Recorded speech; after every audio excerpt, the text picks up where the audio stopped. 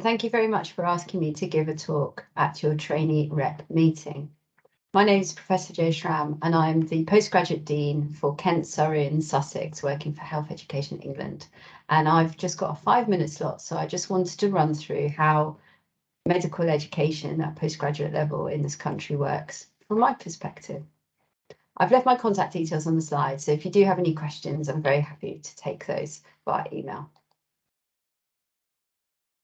So here's a slide trying to explain as simply as possible how we manage training for doctors in the UK.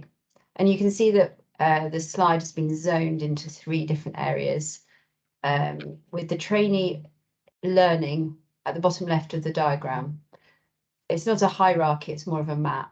And really it represents where a trainee might go for support and where the levels of support are and how they work. There's also an area describing what we call the learning environment, which is where you work and therefore learn and train as a doctor. And finally, there's an area on the right-hand side talking about governance and responsibilities, which as an employee of a provider organisation within the NHS, such as a hospital or trust or a general practice, you also have responsibility.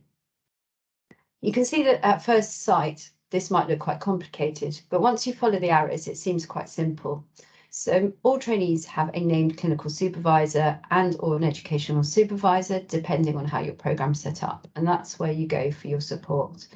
And then those programs have directors, specific ones for foundation, and then also for any of these specialty core higher programs, there's a training program director. Most of those sit within my group and team in the deanery. And they are run by heads of school, who report into me as postgraduate dean. The foundation program directors are a bit different because they're in the trusts and they report into the director of medical education, who's the most important leader within medical education in your organisation. And as a past DME, I would recommend that you find out who they are and make sure that you work with them if you ever have any concerns or any great ideas for education. It's a brilliant job and it relies heavily on trainee feedback and representation. They have a great team of associates and deputies who support all sorts of aspects of learning and training, such as developing faculty, clinical skills and simulation. And I know you've got a section on that later. And then there are also specialty or college tutors who help provide a link between the curriculum requirements, aspects of college. Again, I'm a member of my Royal College of Physicians officer team at the moment, and that's a really key role for educators as well and can provide trainees with a lot of extra support. We have a team, as you know, of occupational health, which is something that all employers and therefore employees have, but there are specific issues related to training, and those can also be accessed via the deanery structures as well as through your employer, which is why it sits slightly separately in this organisation. Then you can see your employer line, which looks at HR and personnel issues, the fact that you have an accountable consultant whenever you're working, and that they report into clinical and medical directors.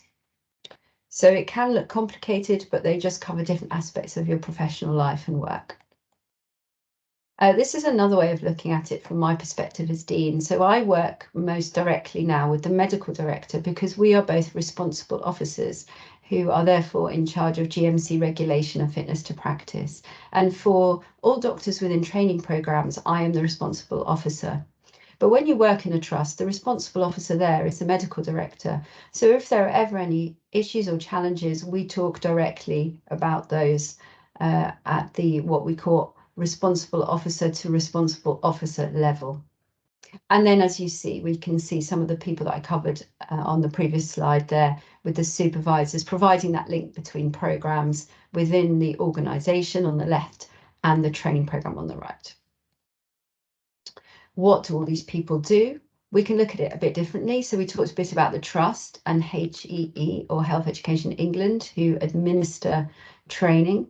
And then we also have some bodies called the UK FPO, Foundation Programme Office, which is a 4-nation organisation. So it looks after Wales, Scotland and Northern Ireland as well. And then finally, national groups of deans, which look at issues relating to curriculum delivery. In terms of function, Here's a slide that tells you a bit about the differences between what's responsibility of a trust, the school or training programme director, and then the wider role of Health Education England. And here you can see that on the left, the trust has a contract with us in HEE and has to deliver the requirements of that. It supports you in your professional registration if you require any help with that. It appraises, accredits and supports supervisors.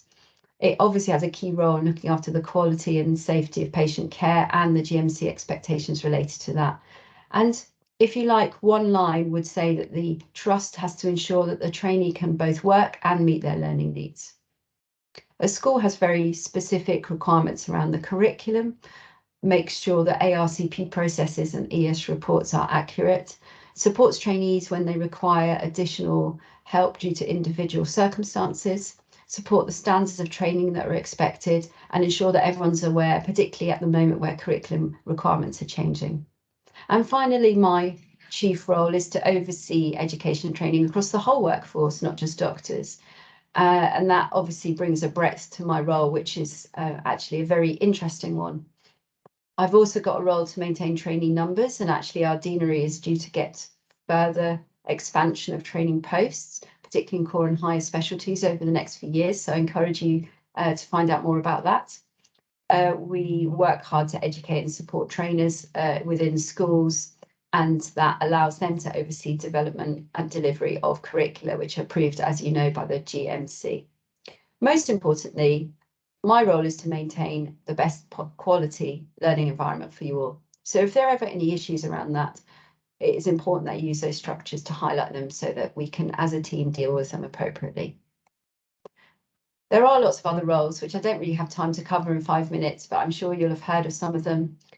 Just a few acronyms here that I just wanted to go through. So you'll have heard of SAS doctors, and some of you might have been in locally employed or LED doctor roles during your time perhaps out of training, and we have leads for those, and a programme called Supported Returns to Training for people who have been out for a period of time and need some help transitioning in, with dedicated funding and resources for that. So it's important you know about that.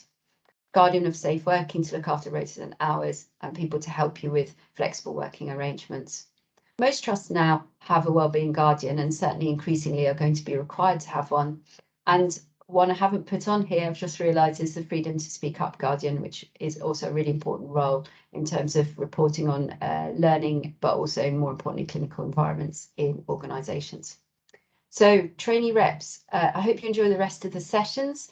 It's important that after this you think about how you can make the most impact. So make sure you know about your national rep networks. They might be through your college trainee committees, the British Medical Association committees, and we also, within an organisation called Medical Education Leaders, or NACT UK, have a shadow council for trainee reps.